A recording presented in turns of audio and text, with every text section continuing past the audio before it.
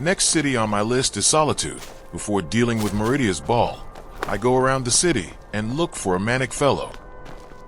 Please, take pity on an old madman. Friend in the Blue Palace, but no one as mundane as a Jarl. No, such people are below him. No, he went into the forbidden wing of the palace to speak with an old friend. Said it had been ages since they had last had tea. Oh, and you'll need the hip bone. It's very important. No entering Pelagius's wing without that.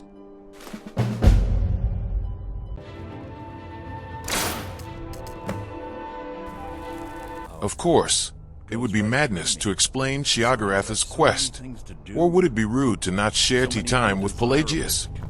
I don't know. It's one of the two, I'm sure. Instead, let's let Sheogorath himself tell us what is going on.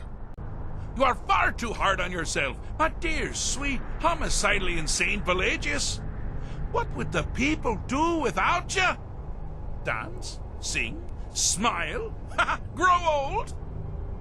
You are the best septum that's ever ruled. Well, except for that Martin fella. But he turned into a dragon god, and that's hardly sporting. How rude! Can't be bothered to host an old friend for a decade or two. Interesting. Care to take a look around? This is not, I dare say, the Solitude Botanical Gardens. Have you any idea where you are? Where you truly are? Welcome to the deceptively verdant mind of the Emperor Pelagius III. That's right! You're in the head of a dead, homicidally insane monarch! Now, I know what you're thinking. Can I still rely on my swords and spells and sneaking and all that nonsense? Sure. Or you could use the Wabbajack! Huh? Didn't see that coming, did you?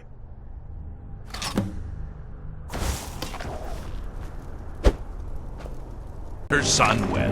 Pelagius learned at a very early age that danger could come from anywhere, at any time, delivered by anyone. The objective here is simple, you simpleton.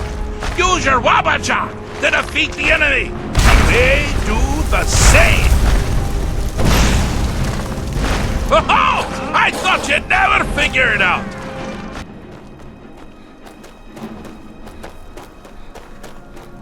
You've headed down the path of dreams. Unfortunately for you, Pelagius suffered night terrors from a young age. All you need to do is find something to wake our poor Pelagius up. You'll find his terrors easy to repel, but persistent.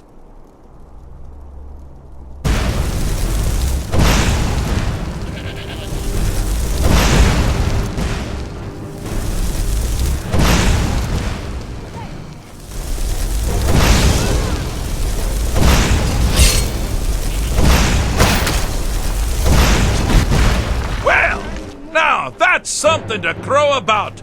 With Pelagius up and about, you're moving right along. We'll both be home in no time. Need something? The undead, pumpernickel. But the deepest, keenest hatred was for himself. The attacks he makes on himself can be seen here fully. They're always carried out in the weakest part of his fragile self. The self-loathing enhances Pelagius's anger. But his confidence will shrink with every hit. You must bring the two into balance.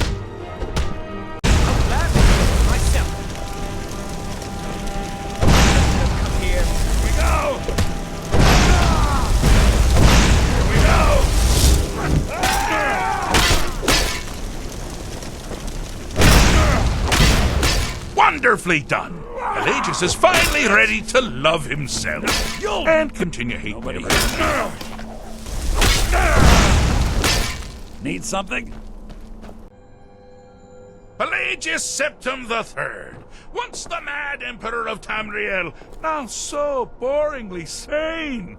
I always knew he had it in him. Well, I suppose it's back to the Shivering Isles. The trouble Haskell can get into while I'm gone simply boggles the mind.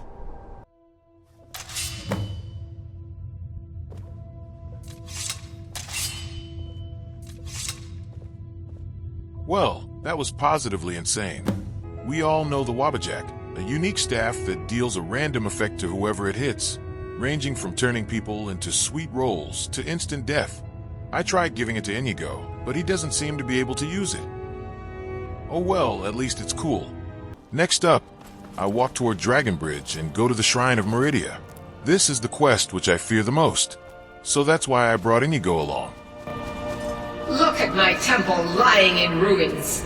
So much for the constancy of mortals, their crafts and their hearts. If they love me not, how can my love reach them? It is time for my splendor to return to Skyrim. The necromancer Malkaran defiles my shrine with vile corruptions, trapping lost souls left in the wake of this war to do his bidding. Worse still, he uses the power stored within my own token to fuel his foul deeds. To open the inner sanctum and destroy. Malkaran has forced the doors shut, but this is my temple, and it responds to my decree. I will send down a ray of light, guide this light through my temple, and its doors will open. To reach Malkaran, I must activate several pillars inside Meridia's temple to guide her beam of light and open the doors. Here I find corrupted shades, souls of deceased Stormcloak and Imperial soldiers, but in practice they are basically skeletons.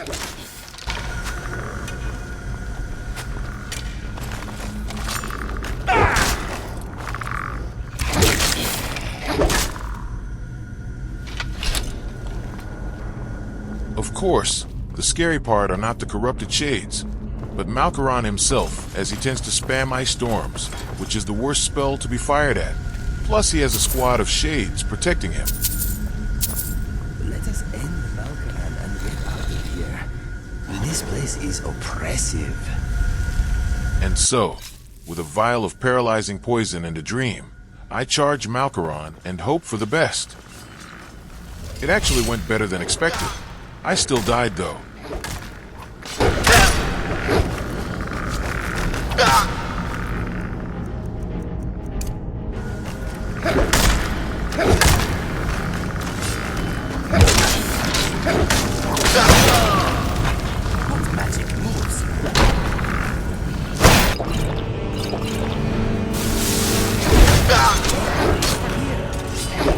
It is done. The Defiler is defeated. Take Dawnbreaker from its place.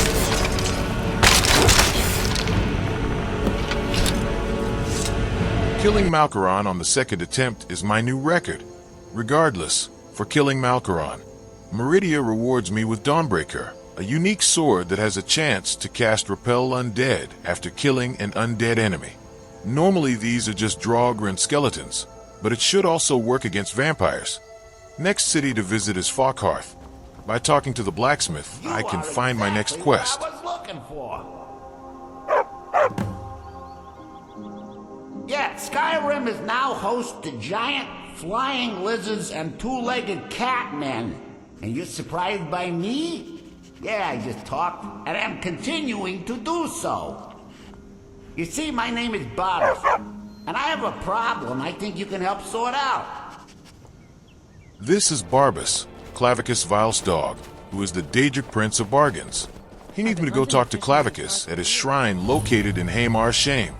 The place is filled with vampires, so what better place to test Dawnbreaker?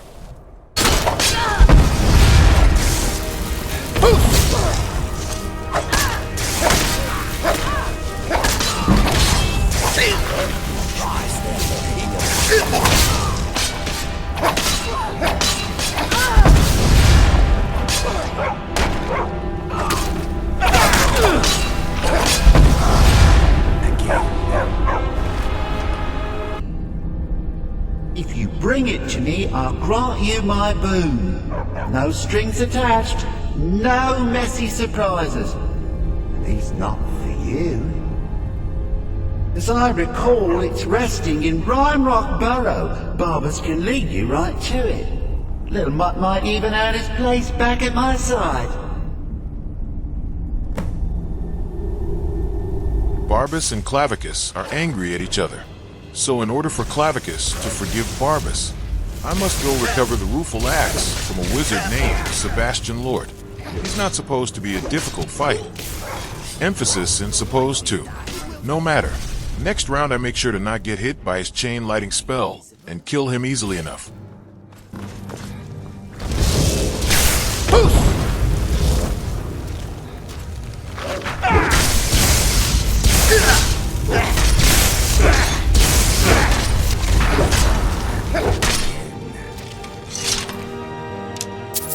I could go return the axe right away, but I suppose I could take it for a spin in the meantime. I'll show you what a real orc can do. Well, I think.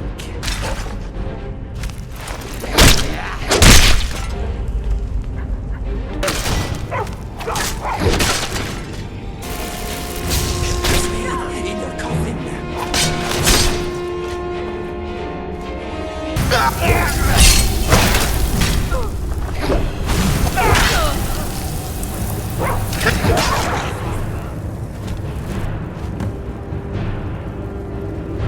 Oh fuck. I killed Barbas. Quick, reload the save. Anyway, one save reload later. I do make sure to stop these necromancers and saving the world from whatever they were summoning. It looked quite scary. Hopefully that's that.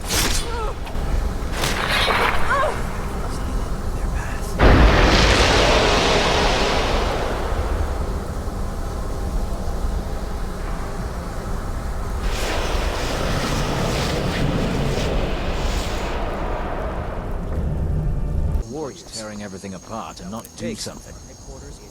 Most of my family disagree. Oh hey Mike, what's up with you today? Maik once walked to High Hrothgar. So many steps, he lost count. What is on your mind? Talking to Maik wears him out. I am glad I do not suffer from the same affliction.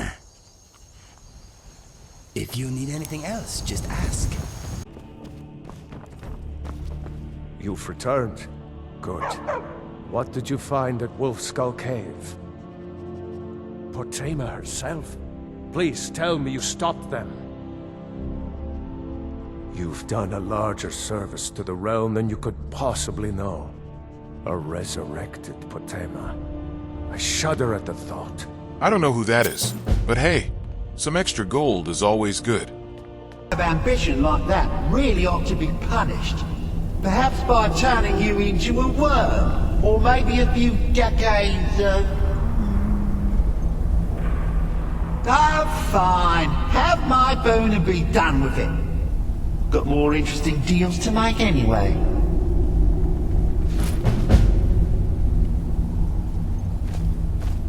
By not killing Barbas and returning the axe once I had my fun with it, Clavicus rewards me with his mask. It lets me be more persuasive and get better deals, plus a little boost to magicka regeneration. It's not really useful to me, but at least it protects me more than my current helmet.